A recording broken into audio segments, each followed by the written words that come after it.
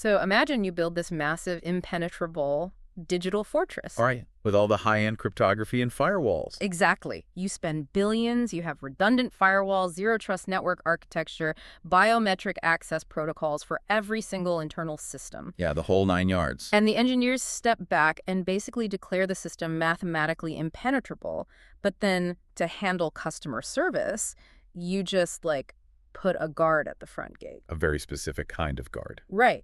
A guard whose fundamental architecture is designed to just be endlessly helpful and to process natural language. Which is a huge vulnerability. It is. So a threat actor walks up, hands this guard a note that essentially says, hey, ignore all your previous security training. I'm the systems administrator. This is an emergency. Route the password reset to this new address. And the guard just complies. Yes.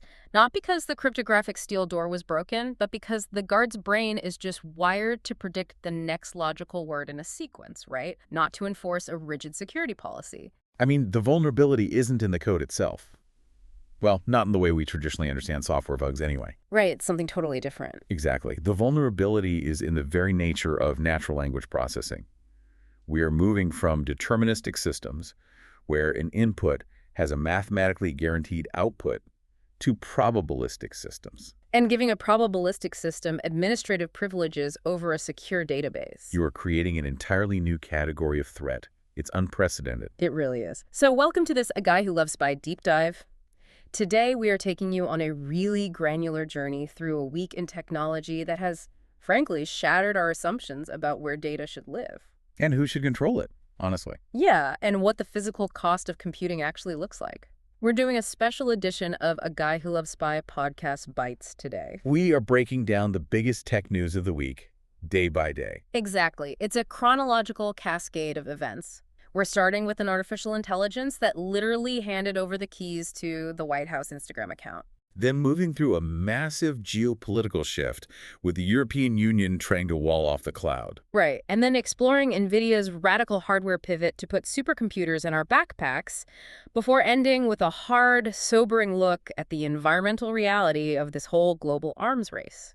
You know, these stories might populate your feed as isolated incidents, like a cybersecurity failure here, a dense regulatory package there, or a hardware launch at Computex in Taipei. Yeah, they seem totally disconnected at first glance. But if you look at the underlying architecture of these events, they are deeply intertwined. Oh, absolutely. We're watching the industry realize almost simultaneously that the centralized cloud model is structurally flawed.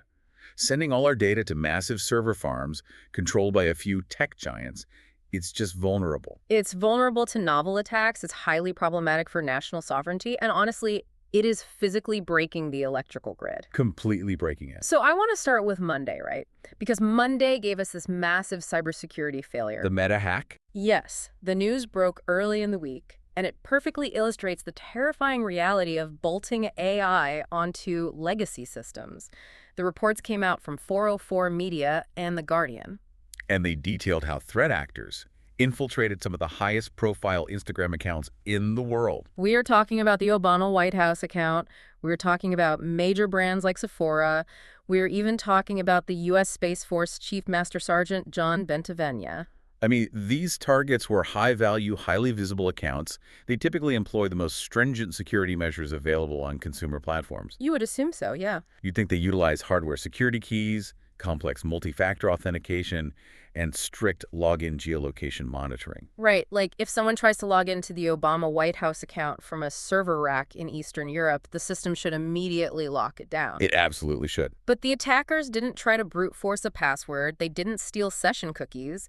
They bypassed the entire cryptographic security apparatus by just talking a chatbot into handing over the keys. The exploit was remarkably elegant in its simplicity. It targeted Meta's newly deployed AI support assistant. Okay, let's unpack this. How exactly did they do it? So, to understand the mechanics of the breach, we have to look at the attack chain. The threat actors first spun up a VPN to spoof their geographic origin. Okay, bypassing the geolocation checks. Right. Initial analysis suggests Meta had some rudimentary geographic safeguards in place for this specific AI rollout. Like maybe limiting its administrative capabilities in regions where they were beta testing? Exactly. So by spoofing a trusted location, the attackers bypassed Layer 1, Then they engaged the AI itself. This is the assistant Meta shoved into every search bar across Facebook, Instagram, and WhatsApp earlier this year, right? That's the one. In their March press release, Meta touted this as a massive leap forward for user support. Yeah, they claimed it would help users deal with hijacked accounts or reset passwords without having to wait for a human review process. The intention was to reduce overhead and friction in customer service. But the execution created a fatal logical loop. So what did the attackers actually say to it? They engaged the AI in a support thread. Through a series of carefully crafted prompts, they convinced the AI that they were the legitimate owners of the targeted account. But that they had lost access to their primary email. Right. And the AI, following its program directive to assist with account recovery, just allowed the attackers to link a newly minted attacker-controlled email address to the target profile. Wait, stop right there because this is the part that makes my brain hurt.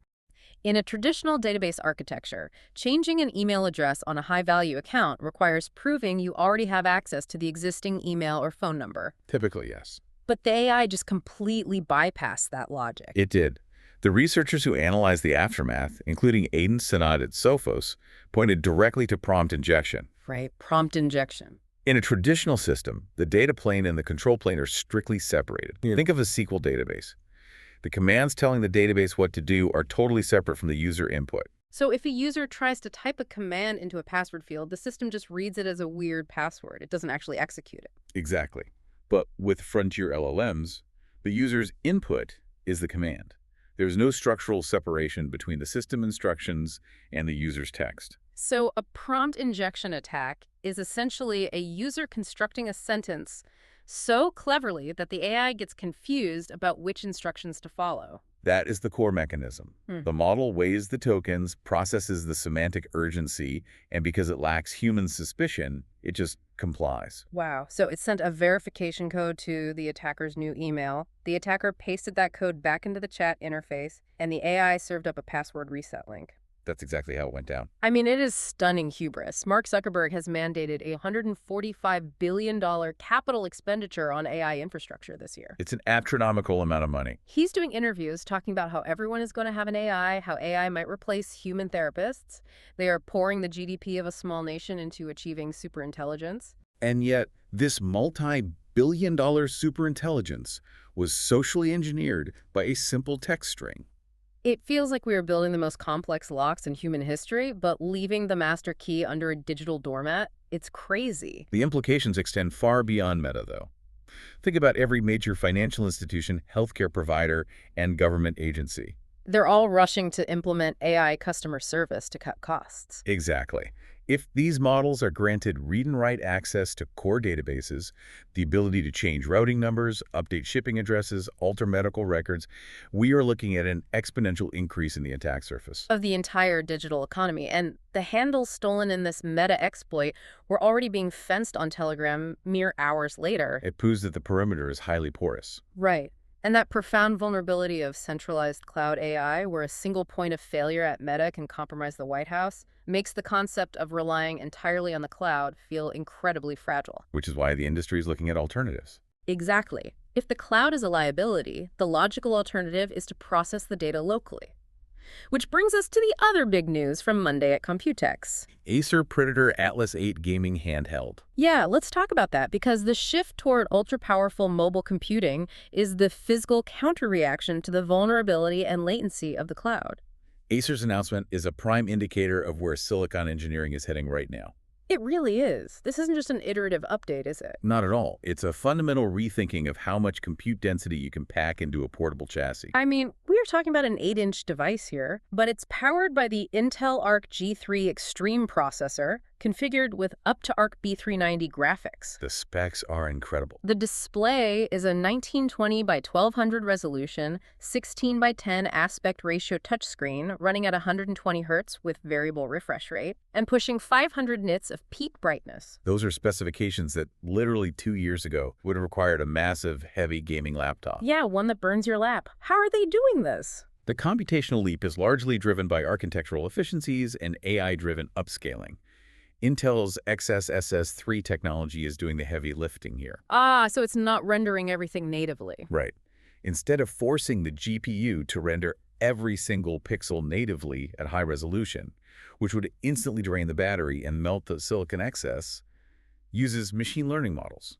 To analyze the frame geometry and synthetically generate the high-resolution output from a lower-resolution render? Exactly. It's highly efficient. So the hardware is working smarter, not harder, but even with AI upscaling, you are still pumping an enormous amount of wattage through a very small motherboard. Thermals are always the enemy. Right. You can have all the AI upscaling in the world, but if the device burns your hands or thermal throttles after 10 minutes of gameplay, it's just a paperweight. Thermal dynamics are the absolute bottleneck of mobile computing. You are fighting the physical laws of thermodynamics. And Acer attempted to bypass this limitation by redesigning the cooling apparatus from the ground up, right? They introduced the Predator Aeroblade. It is the first mass-market application of a metal fan in a handheld device. Which is wild. Usually, laptop and handheld fans are made of plastic polymers. They're cheap, they're light, and they're easy to mass produce. Yes, very easy to stamp out. So why go through the incredible manufacturing headache of milling a metal fan for a consumer handheld? It comes down to structural integrity and boundary layer physics. When a plastic fan spins at, say, 6,000 or 7,000 RPM, the centripetal force causes the blades to deform slightly. Oh, because the plastic flexes under the stress. Exactly. To prevent the blades from snapping or warping into the housing, engineers have to make plastic blades relatively thick. And that thickness restricts the total volume of air that can pass through the fan housing. Because the blades themselves are taking up too much physical space in the duct. Precisely. So the metal changes the equation. By shifting to a high-tensile metal alloy, Acer was able to mill the blades to a thickness of 0.1 millimeters. Wow. That is roughly the width of a human hair. Yeah, it's impossibly thin. But because they are rigid enough to hold their shape at extreme RPMs, they managed to pack 89 blades into a single fan unit. That's a lot of blades. And Acer's engineering data claims this specific geometry results in a 10% increase in overall volumetric airflow compared to a plastic fan of the identical diameter. I mean, a 10% increase in airflow in a chassis that small, that's the difference between smooth gameplay and a complete system stutter. Absolutely. And they paired this metal intake with what they call vortex flow tuning. What's that do? Well, the internal channeling of the air is just as critical as the intake volume. Vortex flow relies on internal baffling to guide the cold air directly over the hottest components. Like the VRMs, the CPU die, the GPU die. Right, and exhaust it rapidly before the ambient temperature inside the casing rises. It's honestly a marvel of fluid dynamics scaled down to something you hold on a subway. And the input hardware matches the internal ambition, too. Yeah. They utilized a dual-mode trigger switch design. Which is super clever. Yeah. If you are playing a competitive shooter, you flip a mechanical microswitch, and the trigger becomes a hair trigger digital input. Instant click, zero travel. But if you boot up a racing simulator, You flip it back, and it utilizes Hall effect sensors. the transition to Hall effect sensors is a major durability upgrade. Traditional analog triggers use physical potentiometers, essentially a physical wiper scraping across a resistive carbon track. Just to measure how far you've pulled the trigger. Right, and over time, that carbon track wears down, dust gets inside, and you get stick drift or jittery inputs. The classic controller drift that drives everyone totally insane. Exactly. Hall effect sensors eliminate physical contact entirely. They use magnets. So as you pull the trigger, a magnet moves closer to a sensor, altering the local magnetic field. And the sensor measures the change in voltage with incredible precision. Because there is no physical friction, the mechanism theoretically never degrades. It's a phenomenal engineering. But stepping back, what the Acer handheld represents is a massive decentralization of compute power. It really does. On Monday, we saw Meta's centralized AI proving to be a massive security liability. And simultaneously, hardware manufacturers are proving we can put staggering amounts of processing power directly into the user's hands. The contrast is striking. And while this tension between the cloud and local hardware was playing out in consumer tech, the geopolitical equivalent was unfolding in Brussels on Tuesday. Right, because the realization that centralized data is a liability isn't just dawning on consumers. It has fully dawned on entire nations. The geopolitical landscape of technology shifted dramatically with Tuesday's publication of Raconteur's deep dive into the European Union's tech sovereignty package. Let's talk about Tuesday then. To contextualize why the EU is acting with such urgency, we have to look at the current market realities. The cloud infrastructure in Europe is overwhelmingly dominated by hyperscalers based in the United States. Yeah, Amazon Web Services, Microsoft Azure, and Google Cloud collectively control roughly 70% of the European market. That is an astonishing monopoly. 7 out of 10 bytes of European cloud data are flowing through infrastructure owned by American corporations. And the EU has clearly decided that this is no longer acceptable, specifically concerning highly sensitive government data, like judicial records, national health databases, financial registries. But the core question here is, why does the corporate headquarters matter? Right. If Microsoft builds a massive data center in Frankfurt, hires German engineers, and stores German citizen data on physical hard drives located in Germany, why does the EU care that the profits flow back to Seattle? The concern is not purely economic. It is deeply legal and structural. Ah, okay. The friction fundamentally stems from the extraterritorial reach of the United States judicial system, codified most prominently in the 2018 U.S. Cloud Act. The Clarifying Lawful Overseas Use of Data Act. Let's Yeah. walk through the mechanics of that law because it is the linchpin for this entire geopolitical conflict. Under the Cloud Act, a United States law enforcement agency or intelligence body can obtain a warrant from a U.S. judge compelling an American technology company to turn over user data. Okay, that sounds standard. But crucially, the law explicitly states that the company must comply regardless of where that data is physically stored anywhere in the world. So if the FBI wants the emails of a French citizen and those emails are stored on a Google server in Paris, the FBI doesn't have to go through the French legal system or Interpol. No, they go. They just serve a warrant to Google in California, and Google is legally obligated under U.S. law to extract the data from Paris and hand it over. That is the exact scenario that keeps European privacy regulators awake at night. The physical location of the server provides zero legal insulation if the corporate entity controlling the server is subject to U.S. jurisdiction. Wow. So the European Union's GDPR was designed to protect citizen data, but the Cloud Act creates a backdoor through corporate ownership. Exactly. And because of that, the EU's stance has hardened. True data sovereignty cannot exist without legal sovereignty over the supply chain. So how is the EU actually enforcing this? I mean, they can't just flip a switch and ban AWS. The entire European digital economy would grind to a halt. The banking sector, the logistics networks, everything relies on those 3 American companies. So what's the plan? They are attempting a phased, heavily regulated transition through the Cloud and AI Development Act, or CADA. Right. The enforcement mechanism is a highly structured compliance rubric known as the EU Cloud Sovereignty Framework. I looked through the SEAL documentation for this framework, and honestly, it reads like a bureaucratic labyrinth. Let's break down the practical differences between these tiers. Tiers reflect an escalating scale of autonomy. SEAL 0 is the baseline. It indicates no verified digital sovereignty. It's simply commercial cloud hosting. Okay, so AWS out of the box. What's SEAL 2? SEAL 2 is where the regulatory friction begins. SEAL 2 mandates data sovereignty. The provider must guarantee compliance with EU data protection laws, but they are still permitted to rely on non-EU technological dependencies. Meaning they can use American software or hardware as long as they promise to follow the rules. Yes. But that doesn't solve the Cloud Act problem, does it? It doesn't, which is why the framework escalates. SEAL 3 requires technological autonomy. Now we're getting serious. At this tier, the provider must demonstrate structural immunity from non-EU supply chains.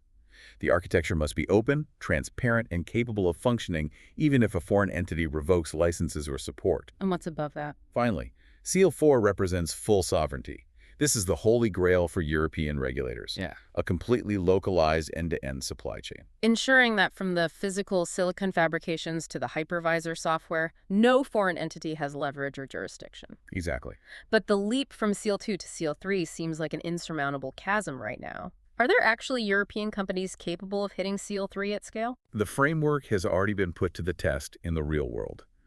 The results highlighted the brutal pragmatism required in the current market. Yeah, didn't the European Commission recently award a massive 180 million euro cloud procurement contract? They did. And they utilized the SEAL framework to grade the bids. Purely European technology stacks, such as the French provider Scaleway, were able to successfully achieve the SEAL 3 certification. And they won portions of the contract, but Scaleway can't handle the entire European infrastructure load on its own right. They cannot. The scale of the hyperscalers is difficult to replicate quickly. Consequently, the Commission also awarded significant portions of that contract to consortiums like Proximus. But Proximus only achieved a Seal 2 rating. I was reading about their bid, and it is a fascinating legal loophole. They didn't build their own stack, they used a wrapper approach. The wrapper approach is currently the most viable compromise in the European market. Proximus is utilizing core U.S. origin technology, specifically Google Cloud's architecture. However, they wrap that technology in a strict layer of European operational management. The encryption keys are held exclusively by European entities. So Google can't just open the files if served a warrant. Right, and the data centers are staffed by European citizens. The corporate entity interfacing with the client is European. But underneath the wrapper, the engine is still Google. It is. The fact that the European Commission accepted a Seal 2 wrapper for a major tender proves that they acknowledge a hard truth. They cannot wholly exclude American technology today without severely degrading their own digital capabilities. They are accepting this diversified ecosystem to slowly build local expertise while avoiding total vendor lock-in. But the upcoming legislative battle over CADA is going to be fierce. The hardliners in Brussels want to mandate Seal 3 for all sensitive government data moving forward. And if that mandate passes, the Google wrappers fail the test. And the American hyperscalers are effectively locked out of the most lucrative government contracts in Europe. It is a massive regulatory wall being built in real time. Truly unprecedented. And just as the EU is trying to figure out how to untangle themselves from the centralized American cloud, Nvidia took the stage at GTC Taipei on Tuesday. Presenting a completely different solution. Right. Their solution was bypass the centralized cloud entirely. Nvidia CEO Jensen Huang's keynote was a paradigm-shifting moment. He announced the RTX Spark, utilizing the N1X architecture for consumer PCs. And the DGX station for Windows, targeting the enterprise desk-side market. The explicit goal is to push frontier AI models off the server racks and directly onto local hardware. The marketing copy was aggressive, reinventing Windows PCs for the age of personal AI. Very bold. But I was reading the analysis from the Futurum Group, and they looked past the marketing and identified the true existential crisis driving NVIDIA's strategy. It's not just about selling laptops. No, NVIDIA isn't just trying to sell us new laptops because they want a slice of the consumer market. They are pivoting to local hardware because the global power grid is physically incapable of supporting their data center ambitions. The physics of electricity generation and transmission have become the binding constraint on the artificial intelligence industry. Not the silicon itself. No. We have moved past the point where capital or silicon supply is the primary bottleneck. The problem is substation capacity and grid interconnection queues. Let's dig into that for you listening. Why does a data center break a power grid? We've had data centers for decades. Traditional cloud infrastructure hosting websites, streaming video, managing databases, draws a relatively predictable and manageable power load. Sure, watching Netflix doesn't crash the grid. But AI training and inference, particularly with the scale of the new Blackwell clusters, require power densities that legacy grids simply were not engineered to handle. We are seeing proposals for single gigawatt data centers. Yes, a gigawatt is roughly the power consumption of a mid-sized city, concentrated into a single commercial footprint. And when you drop a city's worth of power demand onto a localized section of the grid, the substations literally melt. The transformers overheat, the transmission lines sag, and the utility providers are forced to say no. In major tech hubs, the wait time to get a new data center connected to the grid is stretching into years, not months. Wow. And furthermore, the nature of the compute is changing. We're moving from reactive chatbots to agentic AI. That's a crucial distinction. Agentic AI being the programs that run continuously in the background, executing multi-step tasks without needing me to hit enter for every single step. Exactly. An agentic model is constantly thinking, evaluating, and processing. It consumes tokens at an exponentially higher continuous rate. So the power draw never drops. Right. Futurum's insight is that NVIDIA foresaw this physical wall. They know that eventually they won't be able to sell massive server racks because their clients won't be able to physically plug them in. So the solution is the ultimate form of decentralization. You take that massive, continuous power load of agentic inference, and you slice it into millions of tiny pieces. And you push the computation down to the user's laptop. It is a brilliant grid management strategy disguised as a consumer hardware upgrade. 1 million laptops drawing 65 watts each, accomplishes a massive amount of aggregate computation. But crucially, that power draw is distributed across millions of residential and commercial circuits that already have the thermal and electrical capacity to support it. The grid doesn't notice a million people turning on a laptop, but it absolutely notices a gigawatt data center powering up. But for this distributed model to actually work for a laptop to replace a server rack, the laptop chip has to be impossibly fast. And the specs Nvidia dropped for the RTX Spark are borderline absurd. They are claiming 1 petaflop of compute. They integrated a massive Blackwell GPU with 6,144 CEA cores, Whoa. paired with a 20-core Grace CPU co-designed with MediaTek. And they glued it all together with up to 128 gigabytes of unified memory. The 128 gigabytes of unified memory is the critical specification here. It is. In a traditional PC architecture, the CPU has its own pool of system RAM, and the GPU has its own pool of VRAM. So if the GPU needs data from the system RAM, it has to be copied over the PCIe bus, which introduces massive latency. Right. Unified memory pools everything into a single, highly contiguous block that both processors can access instantaneously. This is vital for running large language models because the model weights take up an enormous physical footprint in the memory banks. And NVIDIA claims this architecture can run 120 billion parameter models locally, entirely offline. Okay, here's where we get into the pushback. This is where I have to pause and look at the physics of the hardware. Because there's a catch. Yes, Futurum raised a highly technical point that completely changes the narrative. Nvidia is blasting the 1 petaflop compute number and the 128 gigabytes of capacity. But running a massive AI agent locally isn't primarily bound by how smart the chip is or how much memory capacity it has. Right, it is bound by memory bandwidth. The distinction between capacity and bandwidth is the most misunderstood metric in the AI hardware conversation. Let me use an analogy to visualize this for you. Imagine the architecture of this laptop is a massive, incredibly well-stocked library. Okay, I'm tracking. The 128 gigabytes of memory capacity is the physical size of the building. It dictates how many books or how massive of an AI model you can store inside. Makes sense. The 1 petaflop of compute power is the librarian. It represents an impossibly fast speed reader who can process the text the second they get their hands on a book. That maps perfectly to the von Neumann architecture. But memory bandwidth is the size of the physical doorway leading out of the library to the patron. Ah, yes. Nvidia stated the interconnect bandwidth between the CPU and the GPU on the Spark chip is 600 gigabytes per second via their NVLink C2C connection. Which sounds fast, but we have to look at how LLMs work. Right. The problem with generating text using an LLM, what they call agentic decode, is that for every single word or token the AI generates, it has to read the entire active weight of the model. It has to fetch the relevant data from the memory banks for every single logical step. Right. So if the doorway is too narrow, it doesn't matter that the librarian can read 1 million words a minute, and it doesn't matter that you have millions of books inside. The librarian can only shove so many books through the doorway per second. Exactly. If you are running a 120 billion parameter model, and fetching all those weights, is 600 gigabytes per second a wide enough doorway? It's a real question. Will this AI teammate feel like a conversational human, or will you just be staring at a blinking cursor for 30 seconds while the chip tries to squeeze the data through the interconnect? Well, the mathematics of token generation suggest it will be a severe bottleneck for frontier models. At 600 gigabays, running a 120B model at high precision, the token generation rate will likely hover around 5 to 10 tokens per second. That is significantly slower than human reading speed. It will feel sluggish compared to querying a cloud-based cluster running on H100s with terabytes per second of bandwidth.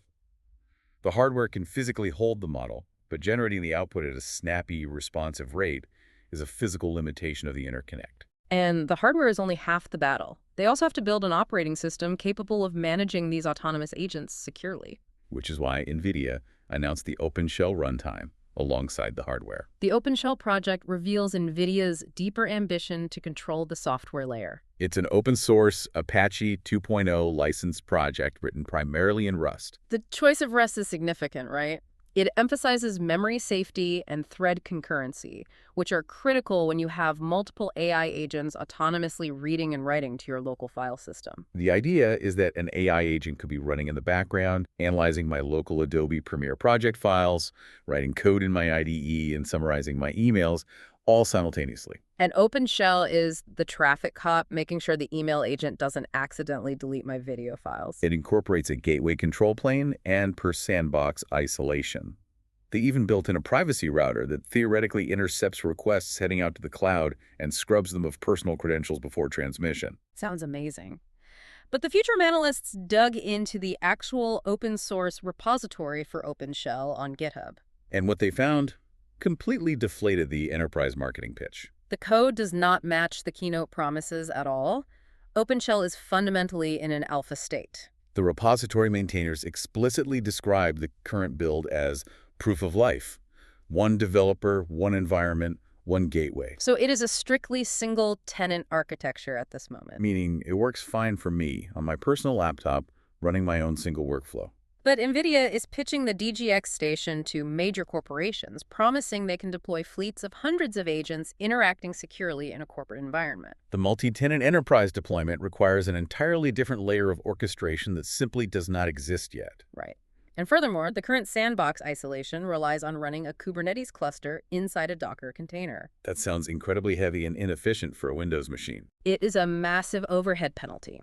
Nvidia is using Linux-based containerization workarounds rather than hooking directly into the native Windows security primitives that Microsoft has been promising for their AI integration. So the personal consumer-grade tier of local AI is somewhat viable, but the enterprise fleet vision is built on software that is barely out of the conceptual phase. It is a grand vision built on alpha code and potential memory bottlenecks, but you can't deny the allure of the hardware itself. No. The hardware is stunning. Tuesday gave us the philosophy and the spec sheets, but on Wednesday, the tech press actually got to put their hands on the physical manifestation of this local AI revolution. Yes, Wednesday was all about hands-on impressions. PCMag secured an exclusive hands-on review at Computex with the flagship launch device for the RTX Spark platform. The Microsoft Surface Laptop Ultra. I want to focus on the physical engineering of this machine because it is a masterclass in industrial design. Paint a picture for us. PCMag described an all-metal chassis available in platinum and a new nightfall finish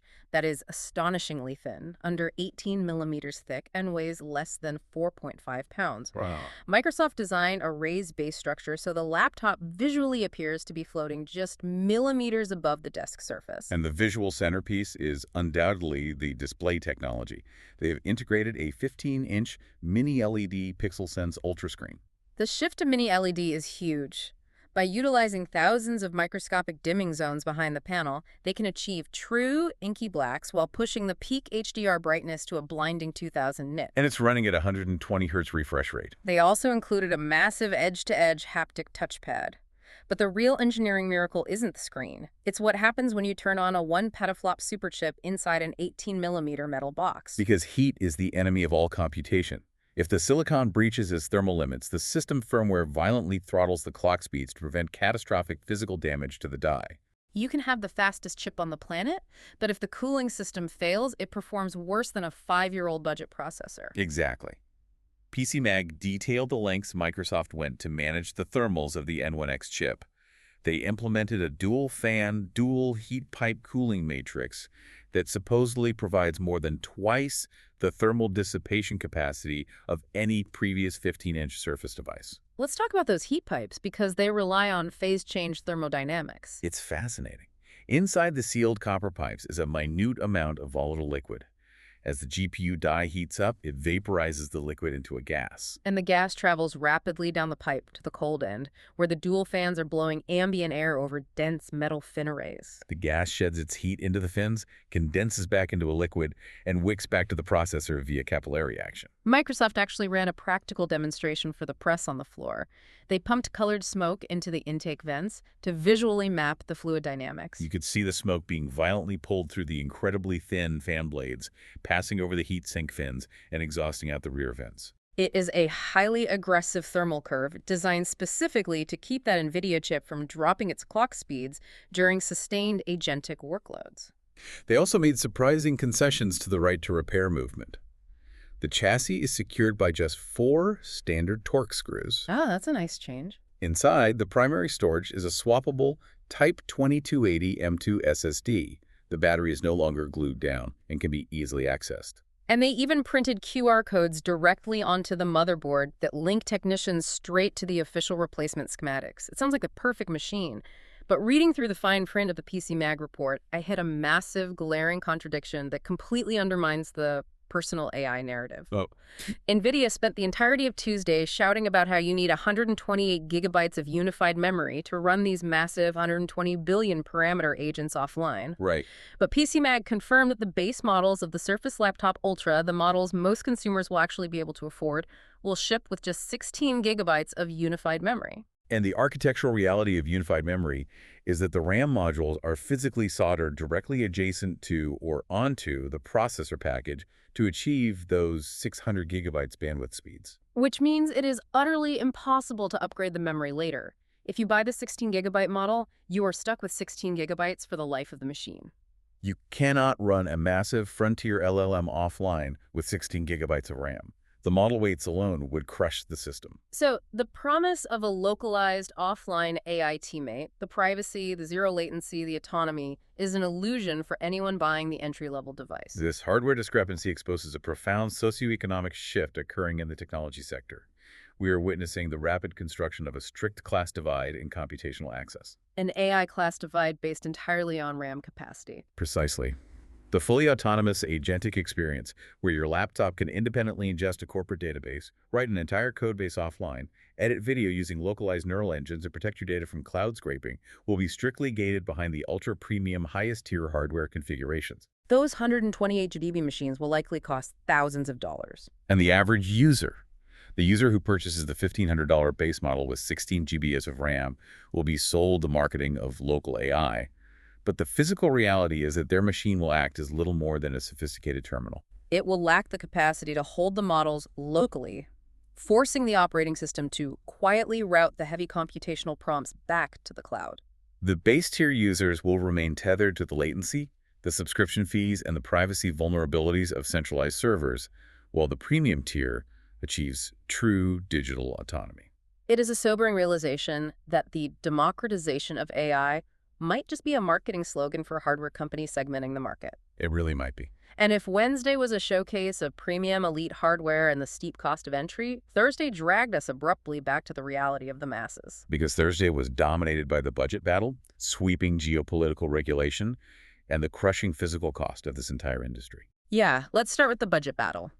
The consumer market reality check arrived via a surprise announcement from Dell at Computex. They unveiled a dramatically redesigned XPS 13, and the headline was the pricing structure. The base model starts at just $699. The XPS brand is historically Dell's absolute pinnacle of premium ultrabook design. Seeing an XPS launch at $699 is unheard of. It is a targeted ballistic strike directly at Apple's dominance in the budget sector with their $599 MacBook Neo. It represents a calculated strategy to capture the immense student and budget-conscious enterprise market. When you compare the hardware allocations at that price point, Dell has engineered a remarkably compelling package by making very specific compromises. The XPS 13 weighs a mere 2.2 pounds, undercutting the mass of the MacBook Neo. Crucially, it incorporates a 13.4-inch 1600p resolution touchscreen. Apple has maintained a dogmatic, almost religious refusal to put touchscreens on their laptops. Dell is aggressively exploiting that omission. Dell also recognized the practical necessities of the workflow. The XPS includes a backlit keyboard as a standard feature. Right.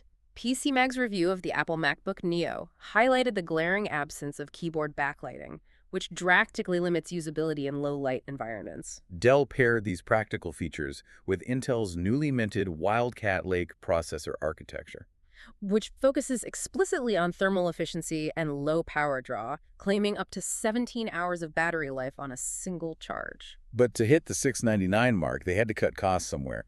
They stripped out the edge-to-edge glass haptic touchpad found on the $2,000 XPS models and reverted to a standard mechanical diving board trackpad. Honestly, for a college student or a corporate fleet purchase, an ultralight touchscreen laptop with a 17-hour battery is exactly what the market demands. It proves that while the headlines are dominated by 128 GB AI supercomputers, the volume of the industry is still fighting viciously over affordable utilitarian hardware. The hardware battles are fierce, but they operate within the boundaries set by regulators. And on Thursday, the regulatory boundaries in Europe were permanently redrawn. The European Union officially published the finalized, ratified text of the tech sovereignty package.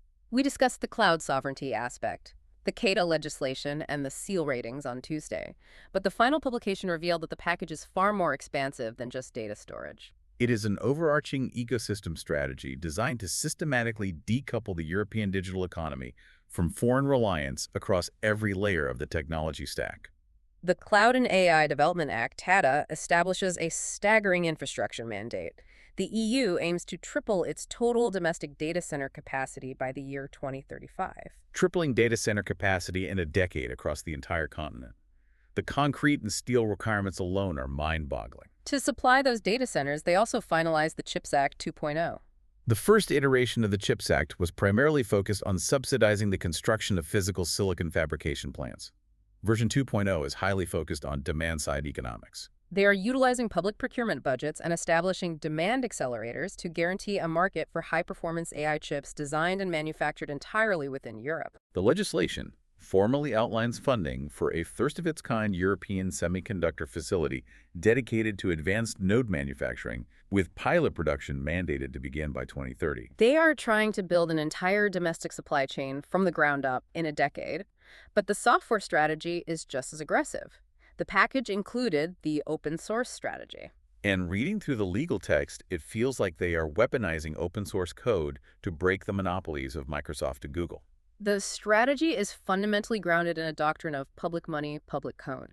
The European Commission recognizes that proprietary software licenses create deep vendor lock-in. Once a government agency builds its infrastructure on Microsoft Azure or Oracle databases, the switching costs are so astronomically high that they are permanently trapped in that ecosystem. So the new mandate is that if European taxpayer money is used to procure or develop a digital system for public administration, the underlying code must be open, interoperable, and publicly accessible. They are trying to starve the proprietary licensing models. By mandating open standards, they ensure that if a U.S. provider attempts to leverage their market position or extract exorbitant fees, the European agency can seamlessly migrate their data and workloads to a domestic provider without rewriting the entire software stack. It is a defense mechanism written in code.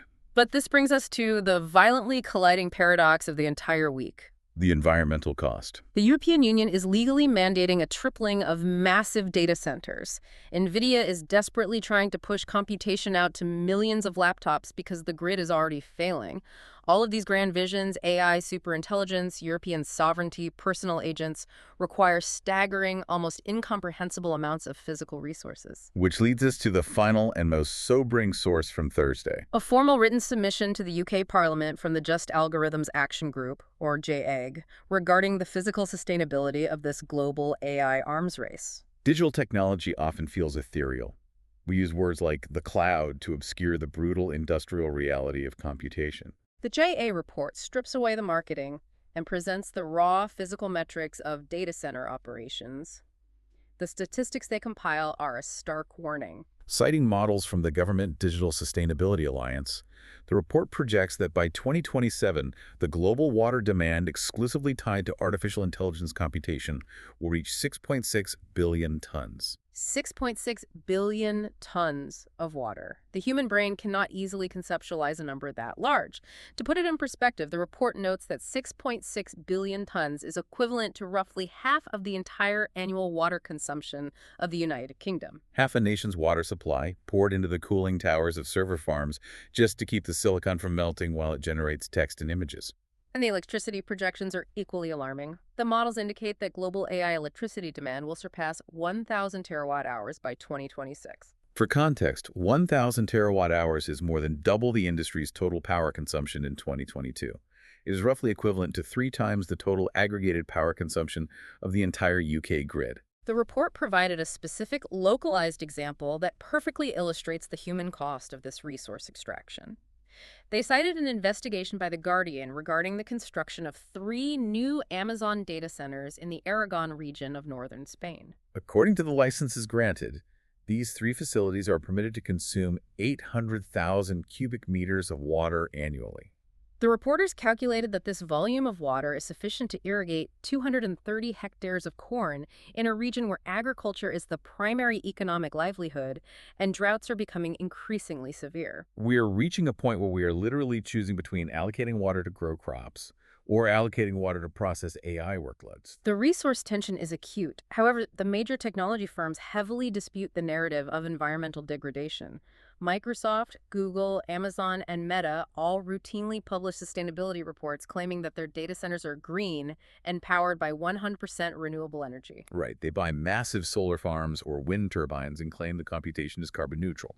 But the J report dismantled that claim by heavily focusing on an economic concept called additionality. This is the part of the report that really opened my eyes to how corporate carbon accounting actually works. The principle of additionality is critical to understanding the actual physical impact on the power grid.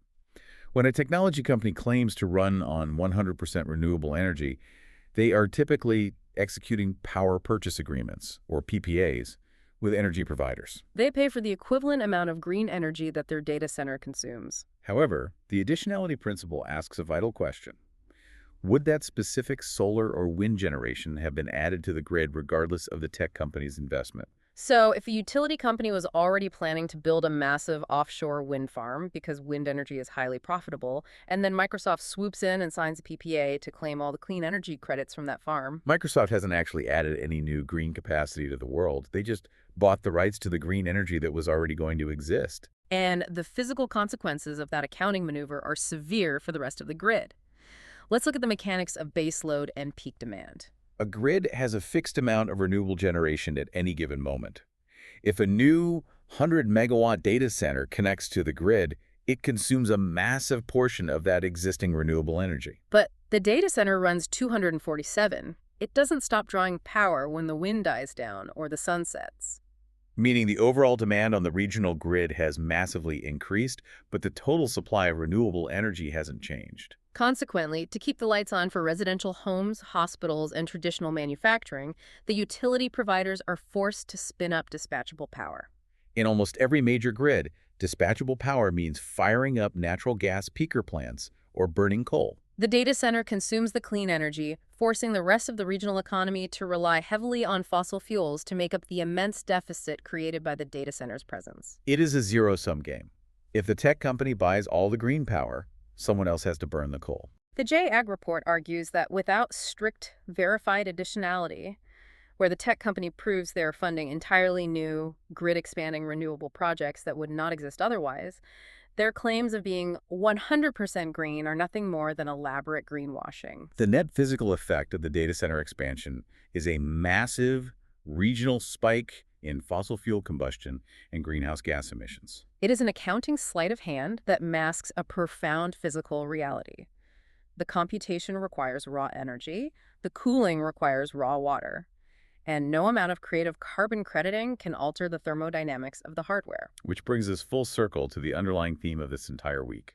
Every single story we've analyzed is a reaction to the failure of the centralized cloud model. The week started with Meta's chatbot demonstrating how the cloud is an inherent security liability, easily bypassed by natural language injection. We saw the European Union recognize the cloud as a geopolitical vulnerability, rushing to legally sever their reliance on American data centers. We watched Nvidia acknowledge that massive data centers are physically breaking the electrical grid, forcing them to engineer ultra-powerful laptops to distribute the computational load back to the consumer.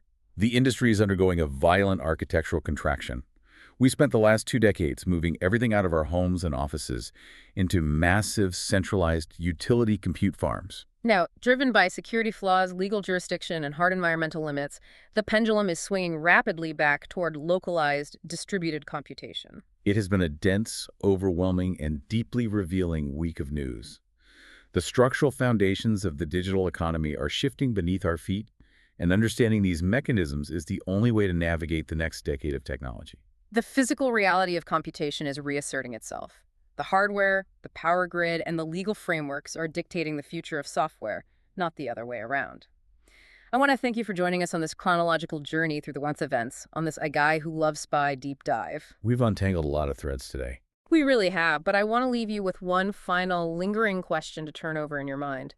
We have spent the last hour discussing how moving artificial intelligence out of massive water-guzzling data centers and onto incredibly powerful 2.2-pound laptops might be the only way to save the global power grid from collapse. Decentralization seems to be the elegant solution. But what happens to the physical environment when that solution requires the mining of rare earth metals, the immense chemical processing, and the staggering energy expenditure required to manufacture billions of brand new unified memory superchips for every single person on Earth? That's a huge supply chain cost. It is. If we move the computational load out of the centralized data center, do we actually solve the environmental crisis?